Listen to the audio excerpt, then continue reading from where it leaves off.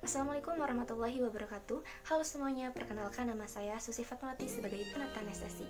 Saya akan menjelaskan mengenai alat monitoring pasien. Nah, dalam asuhan keperawatan anestesi terdapat berbagai macam peralatan atau instrumen yang digunakan. Di antaranya ada instrumen monitoring. Nah, ada dua jenis monitor, yaitu monitor invasif dan non-invasif. Yang termasuk ke dalam monitor non-invasif yaitu pertama ada tensimeter. Ada tensimeter air raksa, tensimeter aneroid, dan tensimeter digital. Alat ini berfungsi untuk mengukur tekanan darah. Yang kedua ada stetoskop. Stetoskop ini berfungsi untuk pemeriksaan fisik pasien secara auskultasi atau mendengarkan suara dari berbagai organ tubuh seperti paru-paru, jantung, dan bising usus. Yang ketiga yaitu termometer. Terdapat beberapa jenis termometer yaitu termometer Celcius, Fahrenheit, Reaumur, dan Kelvin. Alat ini berfungsi sebagai alat untuk mengukur suhu tubuh. Yang keempat ada monitor pasien atau bedside monitor. Yang sering digunakan di anestesi ada dua tipe, yaitu bedside monitor dan monitor yang bersatu dengan mesin anestesi. Nah, monitor ini berfungsi untuk memantau vital sign pasien yang berupa detak jantung, nadi, tekanan darah, temperatur, dan bentuk puls jantung secara terus-menerus. Yang selanjutnya yaitu ada monitor invasif. 1. Central venous pressure.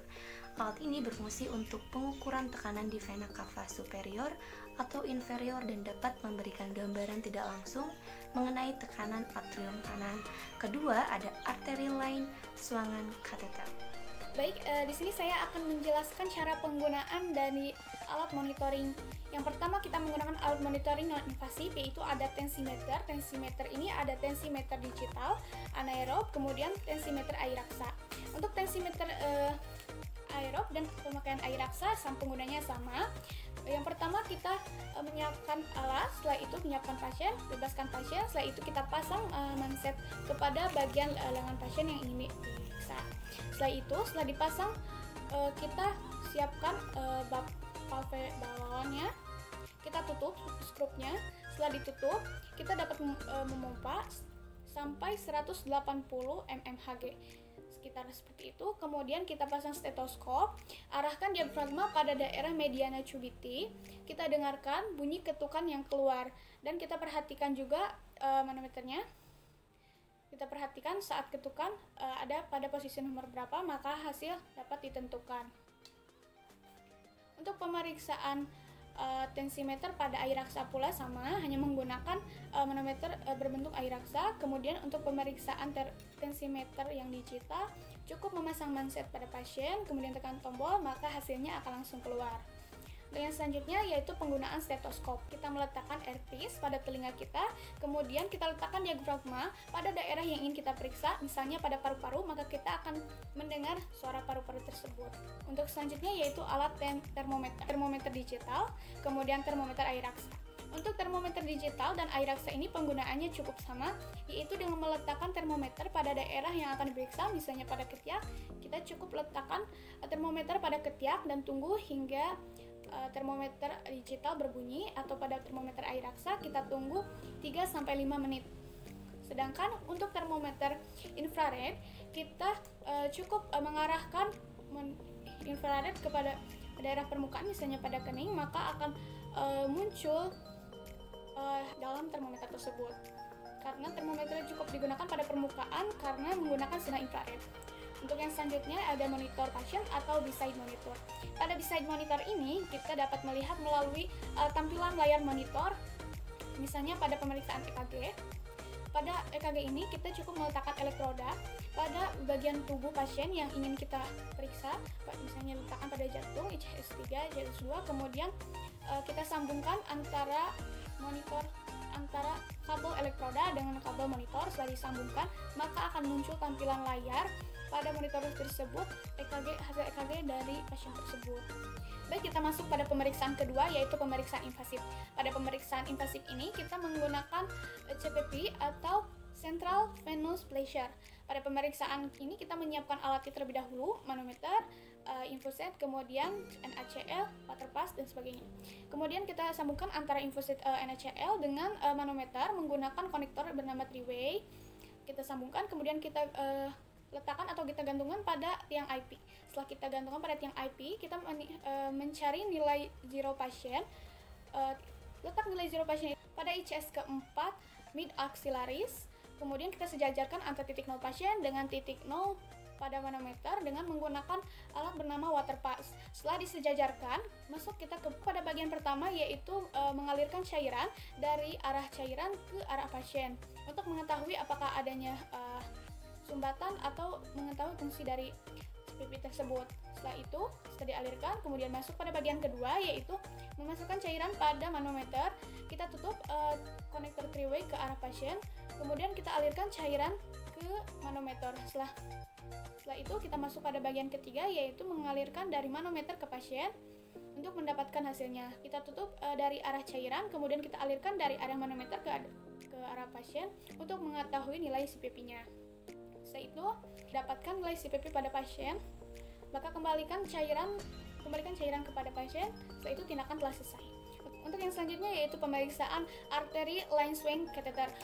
Pada pemeriksaan ini kita menyiapkan alat, kemudian masuk pada bagian-bagian. Bagian pertama yaitu kita menyiapkan persiapan pengaturan kantong tekanan. Kita membuka set transducer, kemudian mengencangkan semua koneksi pada set tersebut. Setelah itu kita tempatkan kantong penekan pada transducer dengan memompanya sekitar 300 mghg. Setelah itu kita posisikan atau gantung pada tiang IP. Setelah selesai, pada bagian kedua yaitu menghapus gelembung atau udara. Yang selanjutnya kita melepaskan cairan untuk melihat apakah ada sumbatan atau tidak, atau membebaskan aliran udara pada daerah infusor tersebut. Kemudian kita masuk pada bagian ketiga, yaitu no transducer arteri. Yang pertama, kita menghubungkan antara kabel tekanan transducer dengan monitor. Setelah disambungkan, maka di monitor akan tampil ada gelombang tekanan datar yang akan muncul. Kemudian sejajarkan antara transducer dengan titik zero pasien antara ICS dan mid axillaris dengan transducer tersebut. Setelah disejajarkan, kemudian pasang alat-alat untuk pengaturannya, maka akan terdapat muncul hasilnya pada monitor tersebut. Kita dapat melihat hasilnya pada monitor dan tindakannya telah selesai. Selanjutnya, di sini saya akan membahas tentang poin 4, yaitu bahaya penggunaan alat monitoring peri anestesi. Alat monitor non-invasif yang sering digunakan pada pelayanan anestesi yaitu yang pertama ada tensimeter. Tensi apabila digunakan terlalu ketat dan terlalu sering akan menyebabkan cedera dan gangguan peredaran darah. Yang kedua ada stetoskop. Stetoskop dapat menjadi faktor utama penyebaran bakteri apabila digunakan berulang kali selama 1 hari dan kontak langsung dengan pasien. Yang ketiga ada termometer. Termometer yang menggunakan air raksa apabila digunakan di rumah dan tidak berhati-hati dapat menyebabkan paparan dan keracunan yang tidak disengaja. Selanjutnya yaitu ada termometer infrared. Dapat menimbulkan radiasi yang merusak jaringan otak apabila digunakan terus-menerus karena pada saat pengukurannya menggunakan inframerah. Dan yang keempat, ada monitor pasien atau bedside monitor. Dapat menyebabkan hipoksia menyeluruh, juga dapat menyebabkan brikardis sampai hipotensi. Dan pada kasus yang tidak segera ditanggulangi, dapat menjurus ke henti jantung. Selanjutnya yaitu ada alat monitor invasif. Yang pertama ada Central Venous Pressure atau CPP, berbahaya apabila terjadi komplikasi seperti pendarahan, aritmia, infeksi, dan perubahan posisi jalur. Yang kedua ada artery line. Dapat berbahaya apabila terjadi komplikasi seperti hematoma, pendarahan, gangguan neurovaskuler, emboli, infeksi, dan nekrosis pada bagian distal pada saat pemasangan kateter. Selanjutnya, kita akan mempraktekkan cara menyiapkan alat anestesi regional. Yang sudah kita ketahui, anestesi regional merupakan obat bius yang diberikan untuk memblokir rasa sakit pada sebagian anggota tubuh. Anestesi regional terbagi dua, yaitu anestesi spinal dan anestesi epidural. Baiklah, masuk saja. Satu alat untuk anestesi spinal, yaitu satu trauma steril. Alat sterilnya yaitu satu pasang sarung tangan, 3 lembar kasa, 1 mangkok disinfektan, dan 1 duk bolong. Alat di luar tromos yaitu 1 jarum spinal sesuai kebutuhan nomor 25, 26, dan 27. Obat anestesi spinal, obat tambahan seperti opioid, spuit 10 cc, 5 cc, 3 cc, 1 buah.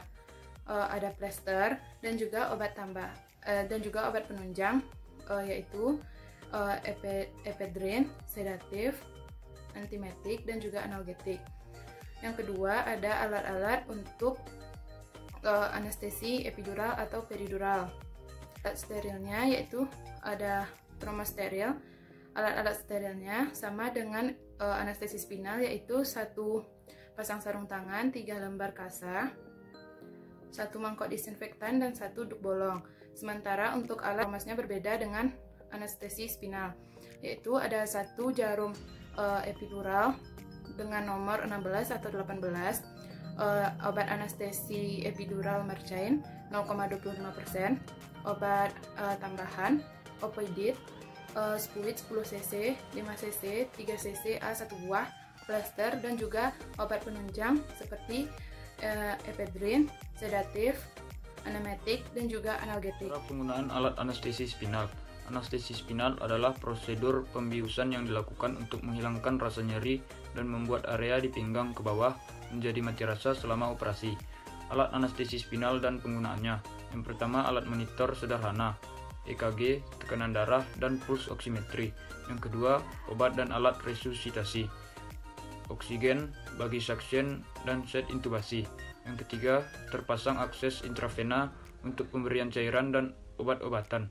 Yang keempat, sarung tangan dan masker steril.